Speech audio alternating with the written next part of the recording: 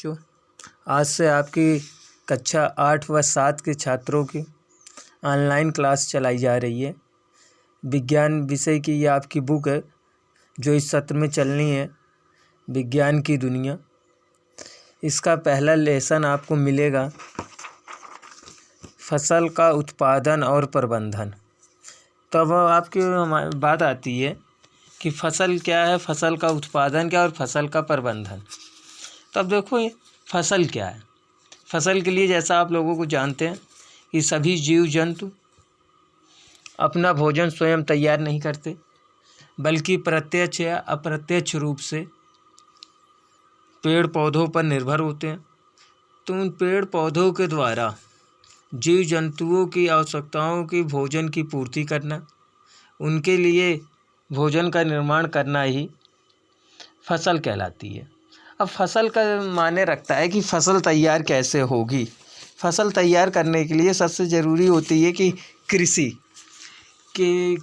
के द्वारा ही फसल को तैयार किया जाता है। तब हम आपको चलते हैं फसल के लिए कुछ मुख्य पहलुओं पर। जैसे पहला हमारा है कृषि और इसकी उत्पत्ति, मतलब कृषि कैसे होती है, कृषि किसे कहते हैं, और दूसरी चीज़ होगी कि इसकी उत्पत्ति क्या है, मतलब इसे उत्पन्न कैसे किया जा सकता है।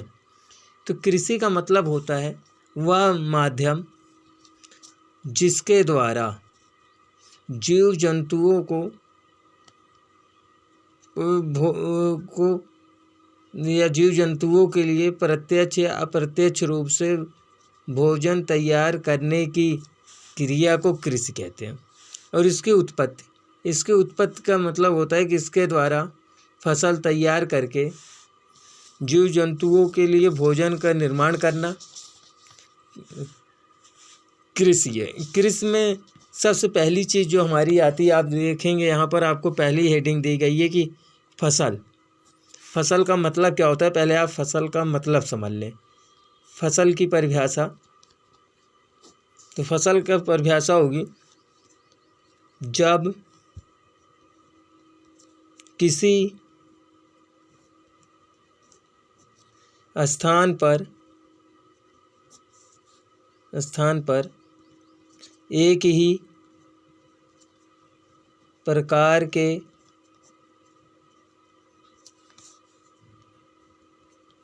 पेड़ पौधे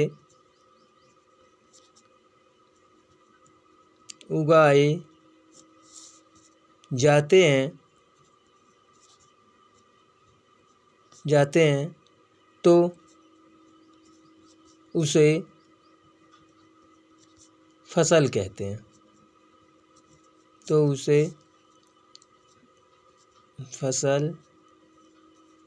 कहते हैं। मतलब एक ही प्रकार के पेड़ पौधे यदि किसी स्थान पर उगाए जाएं तो उसे फसल कहते हैं। और जिस स्थान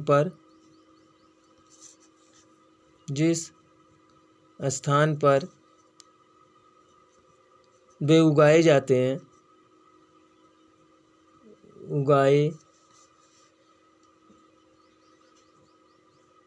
हैं उसे खेत कहते हैं। आप ग्रामीण क्षेत्र से हैं, देहात से हैं, इसलिए इतनी जानकारी हमें कि खेत क्या है और फसल क्या है। अब ये हो गया।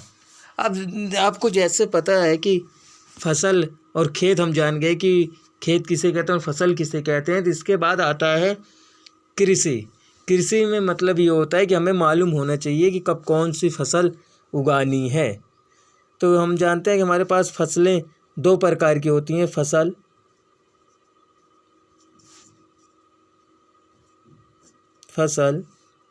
के प्रकार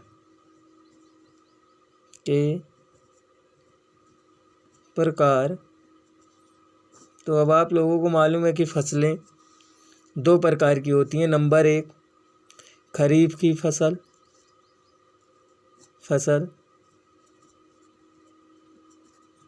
नंबर 2, रबी की फसल।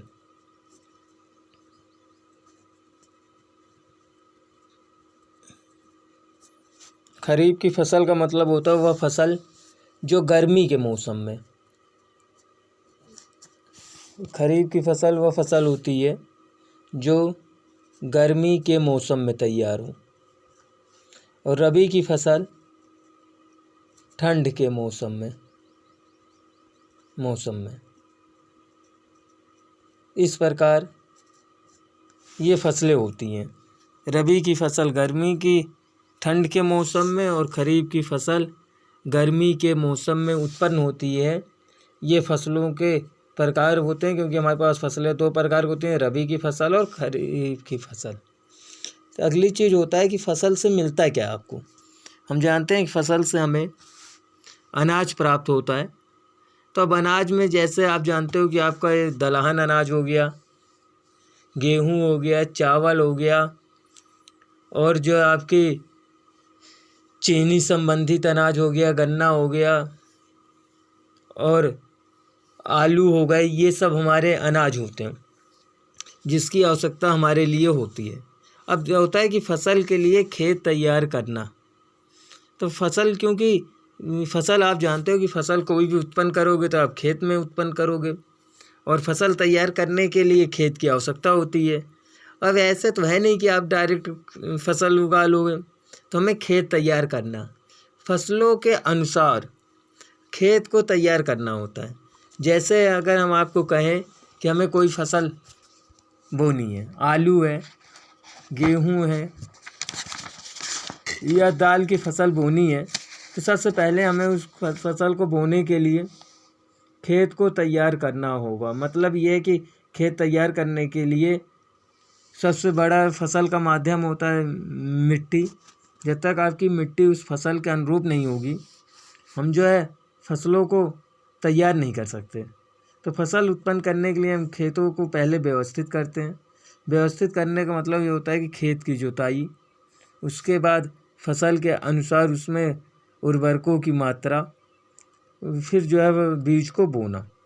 ये हमारे कुछ महत्वपूर्ण बिंदु हैं, क्योंकि हमें जिस फसल की खेती करनी होती है हम उनके बीजों को सबसे पहले बोने का कार्य करते हैं। और बीज बोने के लिए क्या होता है, खेतों में बोए जाने वाले बीज अच्छी किस्म और स्वस्थ होने चाहिए।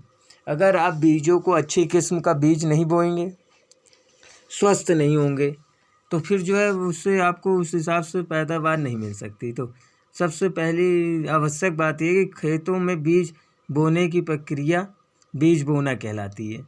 यह फसल उत्पादन का सबसे महत्वपूर्ण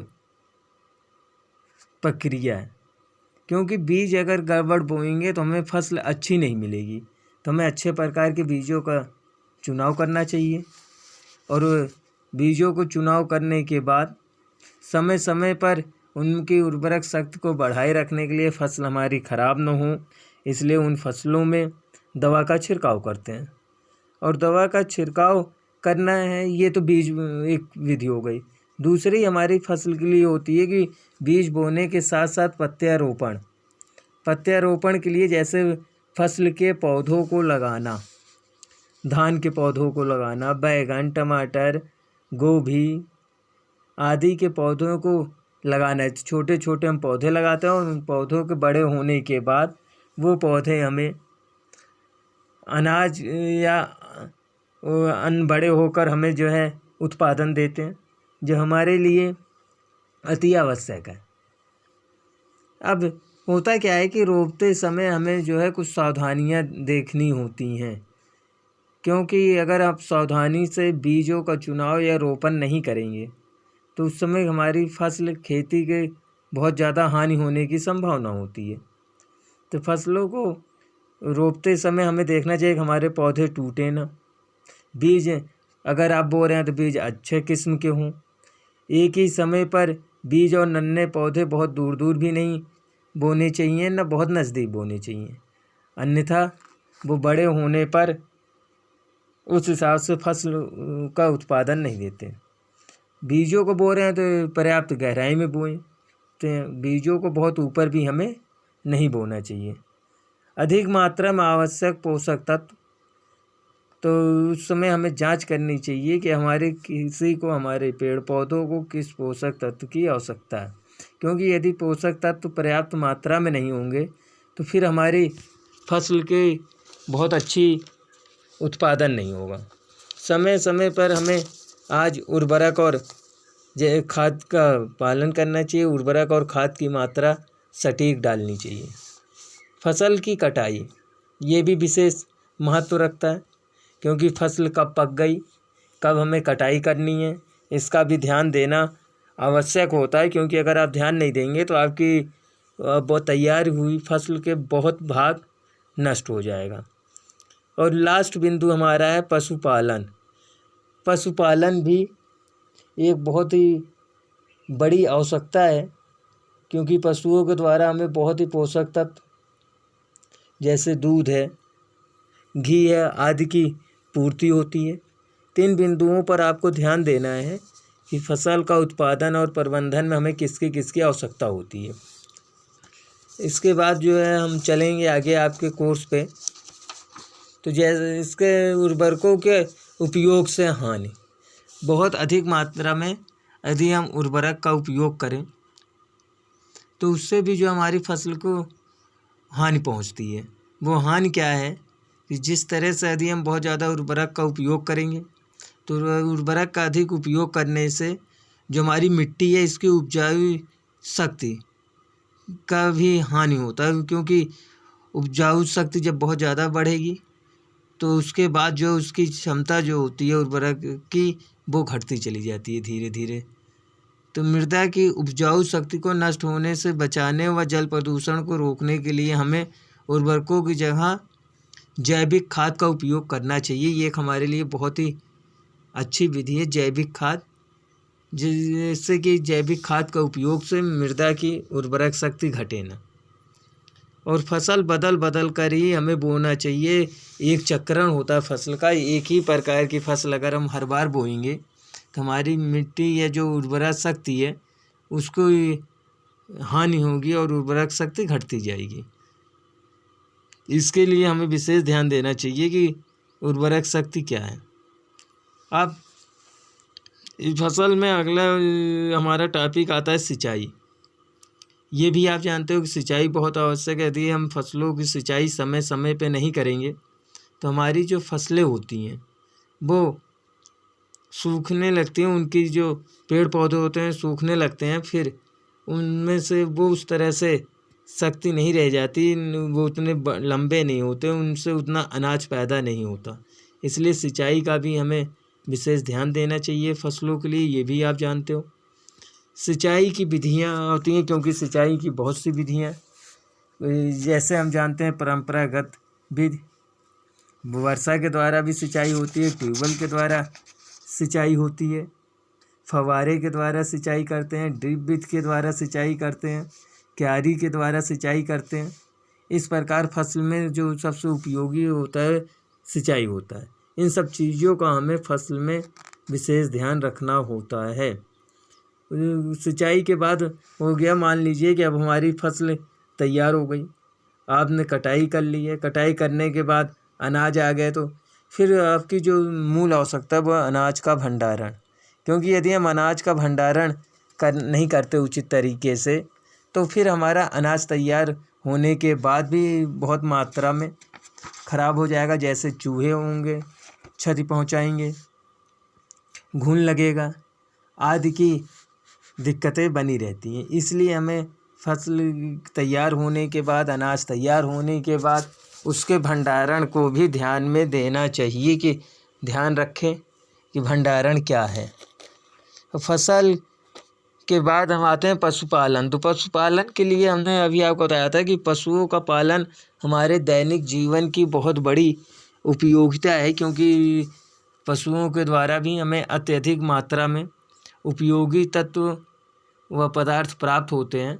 तो पशुओं पालन में हमें ध्यान देना चाहिए कि पशुओं के पालन करना अर्थात पशुओं के स्वास्थ्य की देखभाल करना सबसे बड़ी बात होती है, कि पशुओं को हम देखभाल करें, स्वस्थ पशु रहें, उनमें कोई रोग ना आए और उन पशुओं को अच्छी तरह से देखभाल कर हम जो है अपने जीवन यापन के लिए अनेक चीज़ें प्राप्त कर सकते हैं। कुछ पशु जो हमारे बोझा ढोने में भी उपयोगी होते हैं, हमारी फसल में सामान लाने के लिए या किसी कार्य के लिए उपयोग में लाई जाते हैं। तो पशुओं से भी हमें बहुत अधिक लाभ होता है। अब पशुओं के बाद जो है आपके सिलेबस में इतने महत्वपूर्ण चीज़ थे। अब इन महत्वपूर्ण चीज़ों के बाद हम आपकी एक्सरसाइज आपको दिखाना चाहेंगे कि एक्सरसाइज क्या है और आप इसका एक्सरसाइज में आप अपने प्रश्नों को कैसे हल करेंगे। ये आपका पहला बहुविकल्पी दिया गया, आप ध्यान देंगे। पहला बहुविकल्पी आपका है, इनमें से कौन सी खरीफ फसल है। खरीफ मतलब अभी हमने आपको बताया था कि जो फसलें खरीफ की फसल वह होती है जो गर्मी के समय में बोई जाती है, और रबी की फसल वह होती है जो जाड़े के समय में बोई जाती है। गेहूँ, चावल, जौ, मक्का। तो आपकी जो खरीफ की फसल होगी वो होगी चावल। बीजों को बोया जाता है हलों द्वारा, कटाई द्वारा, भंडारण द्वारा, बुआई द्वारा। तो बीजों को बोने की प्रक्रिया बुआई है, ये भी आप जानते हो। पशुपालन के अंतर्गत पशुओं की निम्नलिखित बातों का ध्यान रखा जाता है। भोजन का, आवास का, स्वास्थ्य का। इनमें से सभी तो आप ध्यान दें, जब हम पशु पालेंगे तो उनको भोजन तो हमें देना ही होगा, उन्हें आवास मतलब रहने की भी उनकी व्यवस्था करते हैं। स्वास्थ्य मतलब बीमार होंगे तो हम इलाज करें, अर्थात इनमें से सभी बातों का ध्यान रखा जाना चाहिए। इनमें से क्या किसान का मित्र समझा जाता है। कीड़े नहीं हो सकता, बैक्टीरिया नहीं, कवक नहीं, राइजोनियम ये जो होगा किसान मित्र होगा। आपको खाली स्थान दिया गया है। पशुओं का उपयोग दूध के लिए किया जाता है। तो किस प्रकार के पशुओं का उपयोग दूध के लिए किया जाता है, तो अब आप देखेंगे पशुओं का उपयोग दूध के लिए किया जाता है। तो पहली चीज़ तो ये होता है, गाय, भैंस, बकरी जैसे दूध देने वाले पशु या इनका उपयोग दूध के लिए किया जाता है। तो यहाँ पर आप लिख देंगे पहला में गाय, भैंस, गाय, भैंस आदि पशुओं का उपयोग दूध के लिए किया जाता है। फसल समन्वित एक विधि है। तो फसल समन्वित के लिए हम आपको बताना चाहेंगे कि फसल समन्वित है क्या। पहले सबसे बड़ी बात तो ये है कि आपको मालूम होना चाहिए कि फसल समन्वित कहते किसे हैं या फसल समन्वित क्या है। तो फसल समन्वित के लिए